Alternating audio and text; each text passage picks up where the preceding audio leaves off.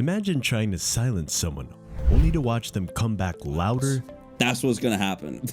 stronger, and completely uncancelable. So this kid wanted my flamethrower, so I... Cancel culture was designed to hold people accountable. But what happens when the backlash has the opposite effect? I think it's safe to say we could talk about this. In this video, we're diving into 8 YouTubers who faced the internet's wrath and somehow came out the other side unscathed, or even more powerful than before. Stick around because what you'll see will change how you view cancel culture forever. And just when you think the worst has happened, you'll see how some creators flip the script entirely. Baby, let's go! What happens when someone tries to cancel you and you ignore it for 5 years? Dan TDM, known for his friendly demeanor and family-friendly content, seemed like the last creator you'd expect to be caught in controversy. But in January 2017, he posted a video in which he used a blowtorch to burn a Hatchimal toy. This is crazy, guys. A risky stunt that quickly caught fire online, gaining over 3 million views. While many fans saw it as harmless fun, I am literally amazed. the London Fire Brigade didn't. They took to Twitter just days later to publicly criticize the video, claiming it was dangerous and could inspire young viewers to imitate the act. Mainstream media outlets soon picked up the story, slamming Dan as irresponsible and labeling him a bad influence. Headlines called him a brainless vlogger, suggesting his content was reckless for younger audiences. But instead of jumping into damage control, Dan went silent for 5 years. In 2022, he came across the old headlines on Reddit and finally responded. I've been neglecting the subreddit, I'm sorry. He admitted he understood the concern, but reminded viewers that the video had included a clear disclaimer: do not try this at home. Even when a fresh cancellation attempt emerged in 2024 accusing him of hypocrisy, Okay, I'm committed.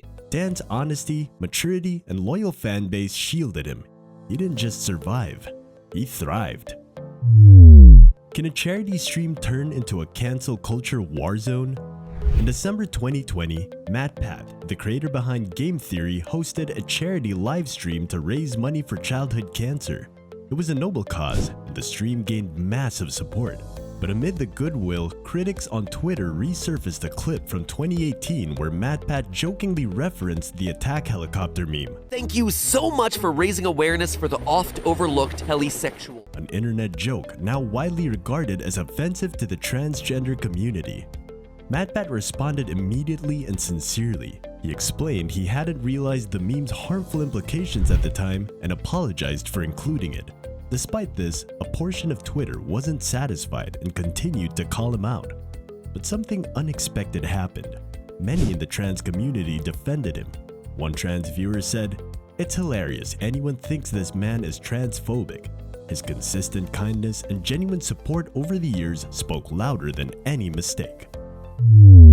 What happens when you're accused and have the proof to shut it down? In December 2021, YouTuber Danny Duncan, best known for his outrageous prank videos, faced serious allegations from his former friend and collaborator Sunhat Kid. The claims?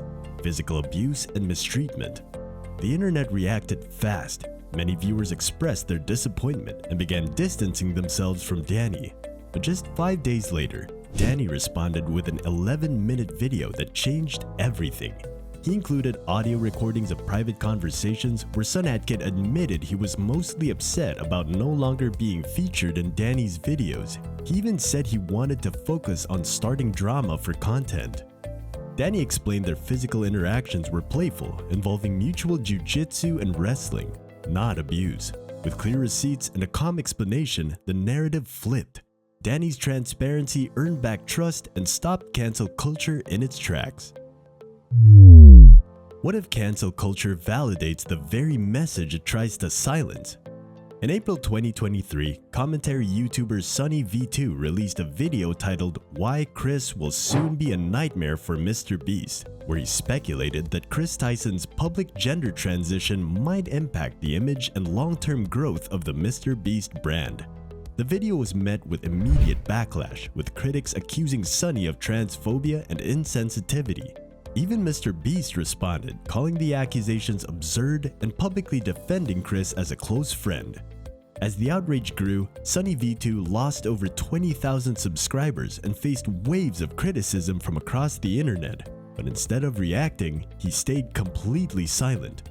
No tweets, no follow-ups, no apologies. Surprisingly, by 2024, some of Sunny's controversial predictions began to materialize. His silence gave the audience room to reflect, and his channel quietly continued to thrive. What if ignoring the mob is the key to winning? Schlatt, a comedic YouTuber known for his edgy, unfiltered humor, faced backlash after a clip from a Jackbox game appeared to involve a racially charged joke. The internet reacted quickly, attempting to cancel him for offensive content and poor taste. But instead of defending himself or offering an apology, Schlatt did nothing. He made it clear that the outrage wasn't coming from his actual audience. "They don't watch my stuff," he explained, "so why would I care?" That calm indifference paired with an unshakable fanbase shielded him entirely.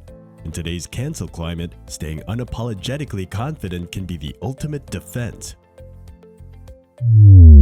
What if you get cancelled just for being friends with someone? At only 17 years old, Minecraft YouTuber Tommy Innit found himself at the center of a cancel campaign. Not for anything he did, but for simply being friends with Schlatt, a creator some deemed problematic. When a Dream SMP video included Schlatt, fans turned on Tommy, accusing him of supporting offensive behavior by association. Overwhelmed, Tommy opened up during a live stream, admitting that he had been going to therapy due to stress and anxiety caused by online backlash. Rather than showing compassion, Twitter users doubled down, accusing him of weaponizing mental health to dodge accountability. That's when Penguin Zero stepped in, publicly defending Tommy. The tide shifted and fans stood by him. Without community support, cancel culture simply collapsed. Can you be cancelled over a Hawaiian shirt?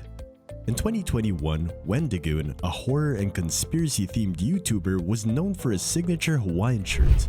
However, some online critics pointed out that these shirts had become associated with the Boogaloo movement, a controversial anti-government group. Wendigoon publicly clarified that while he once used the term Boogaloo in an old username, he distanced himself completely once extremists hijacked the symbol.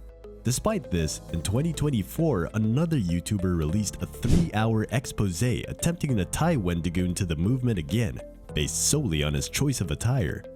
The attempt flopped. Fans were quick to defend him, calling the video a paranoid stretch and a misinterpretation of old context. Loyalty from his community shielded Wendigoon, proving again that intention, transparency, and trust outweigh forced outrage. What if silence is the ultimate weapon? In 2021, a past tweet from beloved Minecraft YouTuber Technoblade resurfaced where he commented, "Murder is bad," in response to the George Floyd tragedy. Some interpreted the wording as flippant or sarcastic, sparking backlash. Soon, old edgy jokes from his earlier videos were dug up and shared across Twitter. But Technoblade didn't respond. He didn't defend himself, clarify, or apologize. His fans followed his lead, choosing silence over sparking more chaos. With no drama to latch onto, the outrage faded fast. By choosing not to engage, Technoblade proved that sometimes silence dismantles cancel culture better than any statement ever could.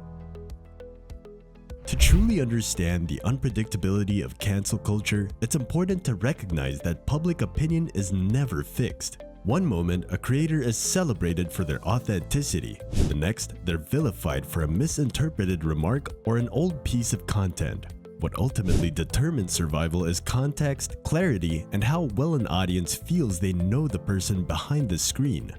Modern creators are learning that transparency without overexposure is one of their strongest tools. Owning up to past mistakes without crumbling under pressure shows strength. But what really disarms cancel culture is a community that sees beyond the surface. These communities aren't blind followers, they're observers who demand context before condemnation. Across all these cases, a pattern becomes clear. Those who handled cancellation with composure, consistency, or clear evidence were able to recover, some even stronger than before. From Dan TDM's time-buffered rebuttal to Technoblade's silence, the spectrum of responses shows there's no one right way to weather controversy. but there are definitely wrong ones. In an age where digital mobs move fast, sometimes too fast for fact, patience can be a creator's greatest weapon. It's no longer about avoiding controversy altogether, it's about navigating it without letting it define you. The creators in this video proved that resilience isn't about perfection, it's about how you respond when the internet tries to erase you. These stories also expose a deeper truth about cancel culture. It's not always about justice. Sometimes it's about outrage for the sake of outrage, driven by viral momentum rather than critical thought. The people who survive cancellation aren't necessarily those who did nothing wrong, but those who showed enough character that their communities stood by them anyway. Ultimately, cancel culture isn't a one-way street to destruction. It's a mirror held up to our digital society, reflecting who we choose to condemn, forgive, or forget. And more often than not, it reveals far more about the accusers than the accused. That's the funny thing about outrage. It burns out fast.